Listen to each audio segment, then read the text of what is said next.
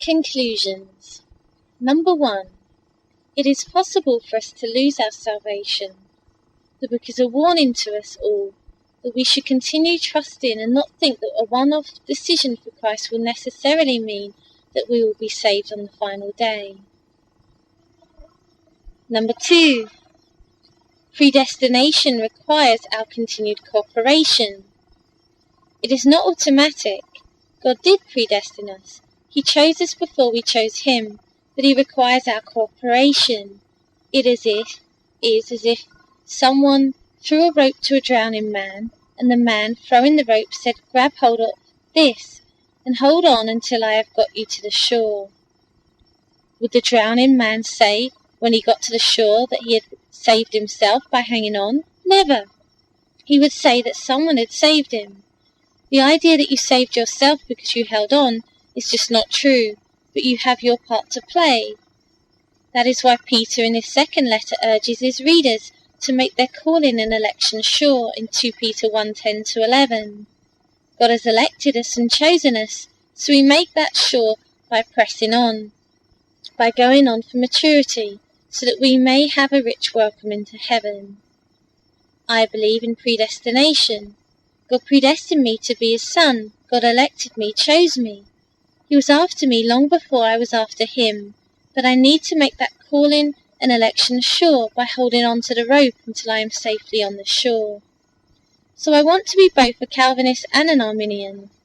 These two schools of thought have tended to be set in opposition to each other. Calvinists stressing the electing work of God, among other things, and Arminians stressing our need to persevere. Hebrews is the one book that I don't think we can twist on this issue and say it is full of problems. It is full of clear statements that we need to hear.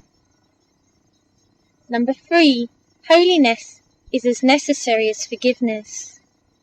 We have seen that it is not just those who accept the forgiveness of God who make it, but those who press on. This implies that holiness is as necessary as forgiveness. It is no good claiming to be forgiven if we are not prepared to acknowledge the lordship of Christ and live a godly life. The verse in Hebrews which encapsulates this teaching is chapter 12 verse 14. Make every effort to live in peace with all men and to be holy. Without holiness no one will see the Lord. I find that far too many Christians today want forgiveness but not holiness. They want happiness from Jesus in this life and holiness in the next. For the will of God in my New Testament is clearly holiness in this life, even if it makes me unhappy. Our hedonistic generation just wants pleasure. Hebrews 12:7 says, God is prepared to chastise us, to cause us pain if that will make us more holy, and because he knows it actually will work for our good in the end. The one thing he is after is our holiness, and he can make it tough for his children. Hebrews even goes so far as to say that if the Lord had never chastised you, that you wouldn't be a true son. The full gospel is that forgiveness and holiness are both gifts of grace. They are both offered on the same basis, faith, but you need both. Number 4. God is a holy God. Following the publication of my book, The Road to Hell, in which I outlined the Bible's teaching on hell, I had a number of BBC radio interviews. Every interviewer asked the same question: how can a loving God send anyone to hell? What interests me is that no one ever asked how can a holy God send anyone to hell? Yet God is holy, and his love is holy love, which means he will never be content with less than holiness for the one he loves. Without holiness in heaven, it would just be hell, not heaven.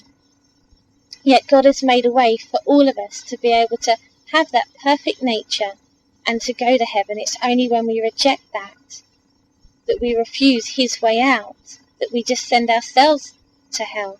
It's just our own doing, bringing upon ourselves what God's made a way to prevent. What value does Hebrews have for believers? Number 1, it aids our Bible study. It helps us to understand the relationship between the Old and New Testaments. The shadow concept is most helpful for understanding the Old Testament. We can note the ways in which hints of Jesus are found there. Number 2, it is Christ-centered, and so helps to keep our eyes fixed on Jesus. The writer constantly makes Jesus his focus. In particular, it is the only New Testament book to major on his priesthood. His present work in heaven is to intercede for us. Some have even called Hebrews the 5th Gospel because of its emphasis on Christ's present work. Number 3, it is faith-building.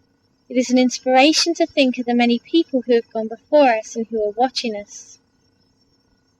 Number 4, it warns us of the danger of backsliding.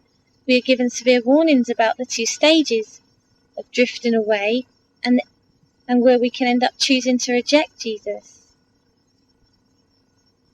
Number 5, it emphasizes the importance of church membership. It stresses that safety lies in fellowship when we are under pressure. The devil will pick off Christians on their own, so when the pressure is on, stay close to the family. The book urges the readers to remember their leaders, chapter 13, verse 7, and to cooperate with them. It also reminds them of the need to keep on loving, visiting those in prison and spurring one another on toward love and good deeds. Number 6, it helps us in times of persecution. The book also reminds us of the way the believers were treated in the early days of persecution at the hands of Nero. In view of such threats and difficulties, it is important to stay focused on Christ. Such passages are especially valuable to believers facing persecution today.